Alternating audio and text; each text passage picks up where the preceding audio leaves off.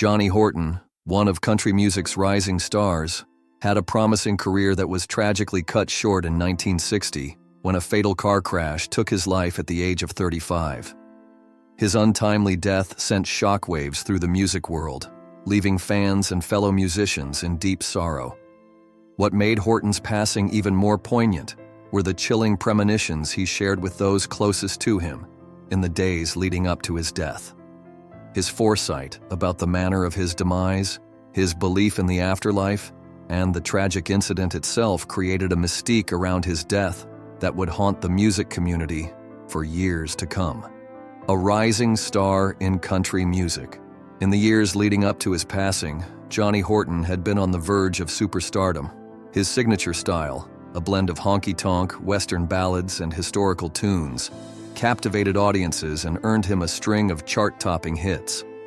Horton's breakout songs, such as The Battle of New Orleans and When It's Springtime in Alaska, showcased his remarkable vocal ability and his knack for storytelling through music. By 1960, he was at the peak of his career. Plans were even in motion for Horton to make a transition into Hollywood, where he was poised to take on roles in Western films, further solidifying his place in American entertainment. But fate had a tragic turn in store for the country music star. On November 5, 1960, Horton's life was cut short when a drunk driver collided with the car he was traveling in.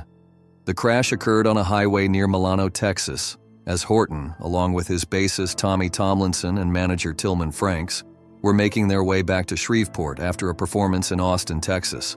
What was supposed to be a quiet drive back home after a successful show turned into a horrific tragedy that would not only rob country music of one of its brightest stars, but also leave behind a haunting tale of premonitions, superstition, and mystery. The fateful crash. A collision with destiny. The details of the crash are chilling in their simplicity, yet devastating in their impact. Horton, who had just finished performing at the Skyline Club in Austin, was traveling down Highway 79 near Milano when their car encountered a pickup truck driven by 19-year-old James Evan Davis, a college student from Texas A, and M. Davis, under the influence of alcohol, crossed the center line and struck Horton's vehicle head-on, leaving a trail of destruction. Horton was violently thrown from the car and sustained severe head injuries. He was still alive when emergency services arrived, but tragically, he succumbed to his injuries on the way to the hospital. The crash was devastating not only because of the loss of Horton's life, but also because it severely injured his companions. Tommy Tomlinson, Horton's bassist, sustained life-threatening injuries, including a severe leg wound that later led to the amputation of his leg. Tillman Franks, Horton's manager, suffered head injuries but would survive the crash. James Davis, the drunk driver, was injured as well, with a broken ankle and various other minor injuries. Davis, who was later arrested and charged with intoxication manslaughter, was given a minimal sentence, a 2-year suspended sentence with no prison time served. His punishment, or lack thereof, became a source of bitterness for those who knew Horton, especially for Franks, who expressed his disappointment in Davis's sentence in his later years. Davis, despite his role in taking the life of a beloved country music star, went on to marry, raise a family, and even assume leadership positions in local community affairs. He passed away in 2007 at the age of 65 in Beeville, Texas. The mysterious premonitions, a psychic's insight. One of the most eerie aspects of Johnny Horton's life was his frequent statements about his own death. Horton, known to be superstitious and somewhat psychic, had made chilling predictions to those close to him, sharing with them that he had a strong premonition that his life would end tragically at a young age, in a car crash caused by a drunk driver. According to several sources, Horton openly discussed these feelings with his friends, family, and colleagues, creating a sense of inevitability surrounding his death. Horton's predictions weren't limited to vague statements. He specifically mentioned to his friend Merle Kilgore that he believed his death would be caused by a drunk driver and that he would not live long enough to enjoy the guitars he cherished so much. This was no ordinary superstition. Horton spoke with such certainty that it left an indelible mark on those who heard him. He even shared a personal message with Kilgore, offering him one of his prized guitars, which Horton was convinced he would not live to see played again. In the days leading up to his death, Horton spent time with his close friends and family in Texas, almost as if saying goodbye. He mentioned that he intended to visit all of his loved ones before his demise. His foresight about the manner of his death was so specific that it shocked everyone who heard him. Horton spoke of his belief in the afterlife and even promised Kilgore that he would contact him from beyond the grave to prove that life continued after death. This promise would become a focal point of the mystery surrounding his death, as it seemed to foreshadow a connection that would transcend the boundaries of life and death. The afterlife communication, a code from beyond Horton's belief in the afterlife and his commitment to proving his existence beyond death, would become the foundation of one of the most intriguing aspects of his legacy. In the years following his passing, Kilgore would receive an astonishing message from a spiritualist group in New York City that claimed to have made contact with Horton's spirit.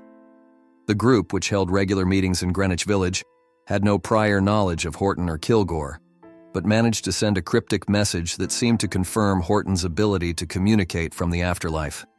The message, delivered in 1966, was a peculiar phrase: "The drummer is a rummel and cannot hold a beat." This phrase was a secret code that Horton and Kilgore had developed before Horton's passing. According to Kilgore, Horton had always expressed a deep disdain for musicians who drank, and the phrase was a subtle jab at such musicians, coded in a way only Kilgore would understand.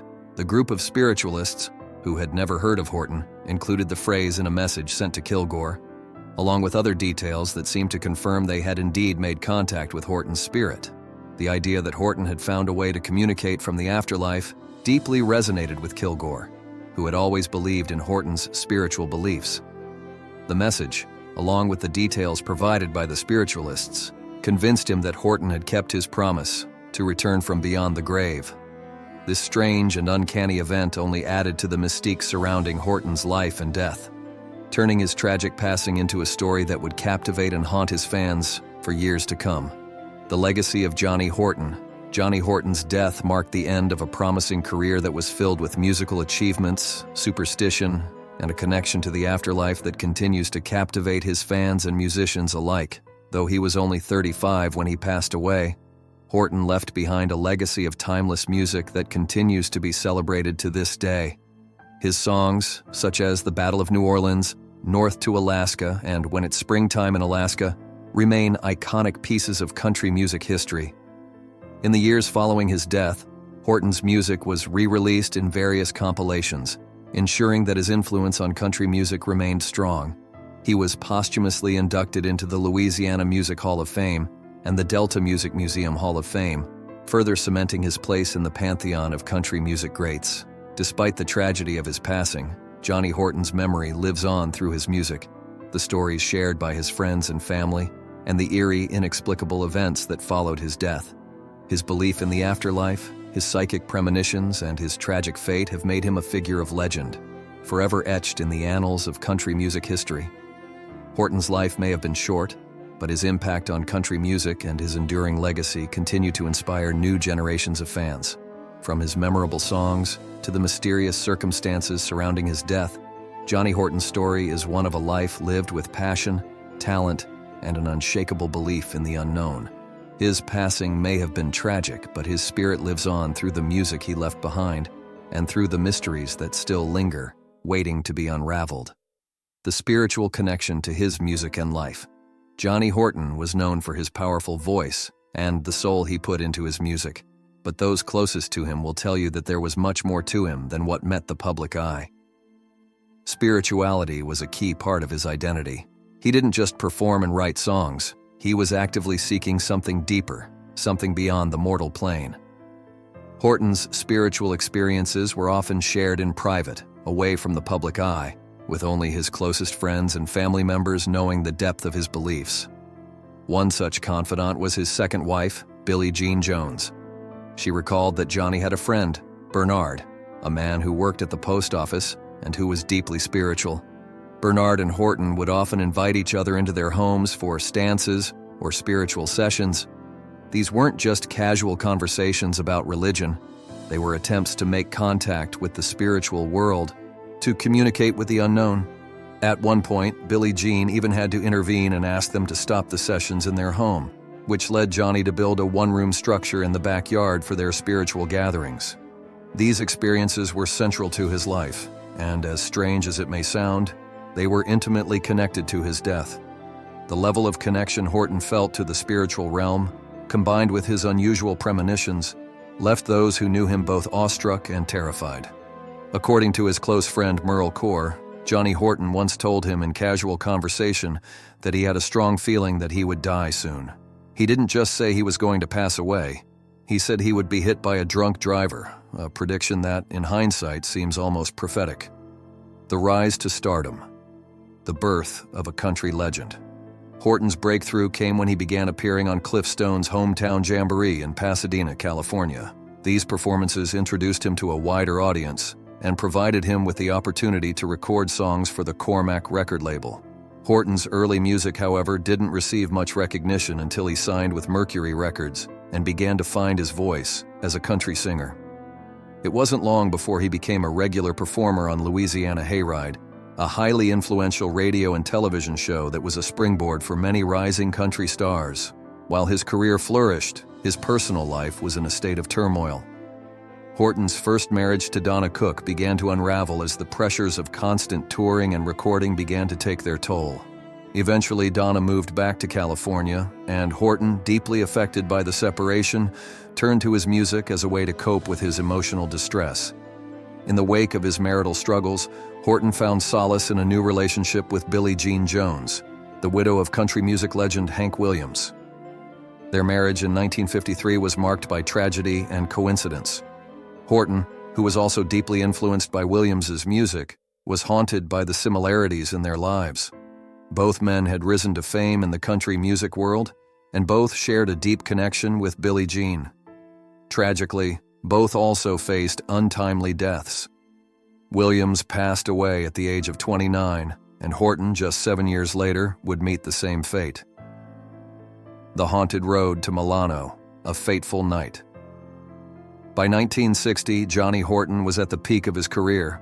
His hits, such as Honky Tonk Man and I'm a One-Woman Man, had earned him widespread acclaim and a dedicated following. Yet, despite his success, Horton felt an unshakable sense of doom. He had predicted his own death long before it happened, and as the years went by, the weight of these premonitions became more intense. On the night of November 4th, 1960, Horton had just finished a show at the Skyline Club in Austin, Texas, when fate intervened. He was driving with his bassist, Tommy Tomlinson, and his manager, Tillman Franks, when their car was struck by a drunk driver named James Evan Davis. The accident occurred on Highway 79 near Milano, Texas, and Horton, though still alive when the ambulance arrived, passed away on the way to the hospital. His two companions survived, though Tomlinson's injuries were so severe that he eventually had to have his leg amputated. The death of Johnny Horton shocked the world. Fans and fellow musicians were left mourning the loss of a talented artist whose career had been cut short in the blink of an eye. The news was especially devastating for those who had heard Horton's premonitions and had been following his spiritual journey. Many of them wondered, had Horton's prediction been true? Had he in some way known that his life would end tragically at the hands of a drunk driver? A message from the afterlife.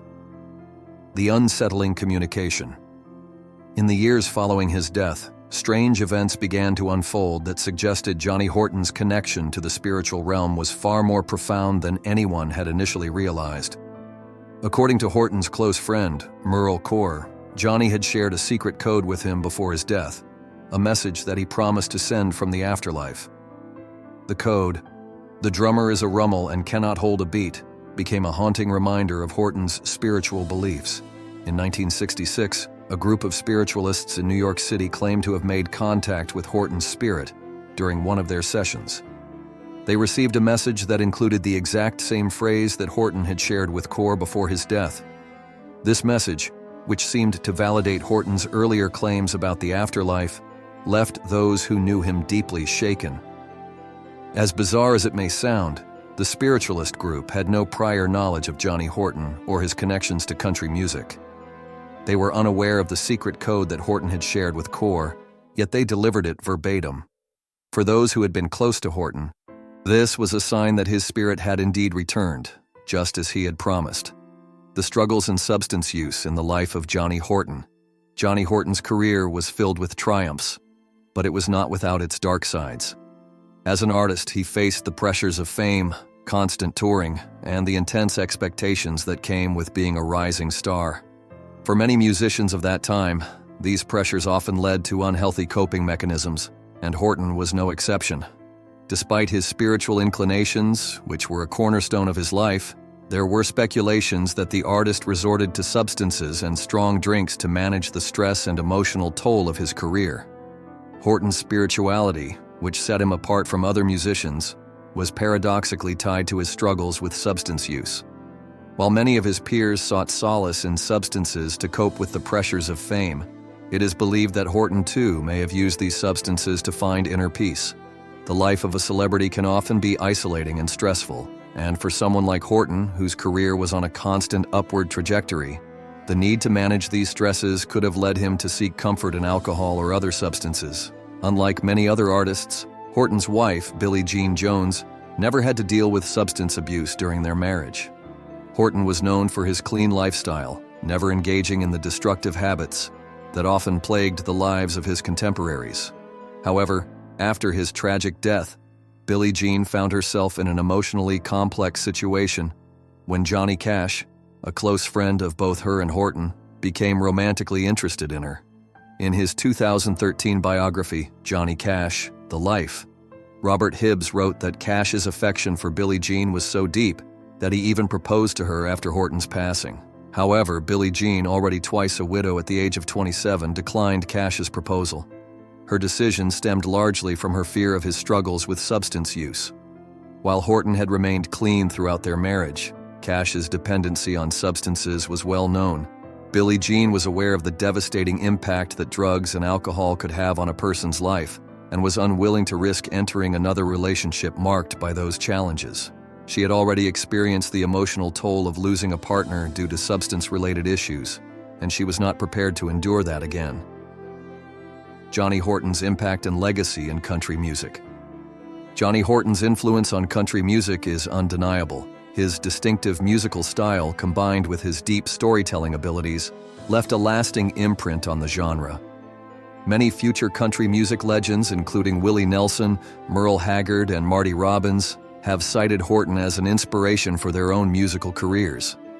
Horton's ability to blend traditional country music with his own innovative style allowed him to capture the hearts of fans worldwide, making him one of the most respected figures in country music history.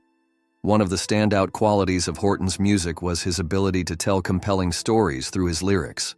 He often wrote songs that depicted the struggles and triumphs of everyday people, making his music accessible and relatable to a wide range of listeners. Whether telling tales of love, heartbreak, or the challenges of life, Horton's lyrics resonated deeply with his audience, particularly his ability to connect with people from all walks of life. Horton's loyalty to traditional country music was another significant aspect of his career.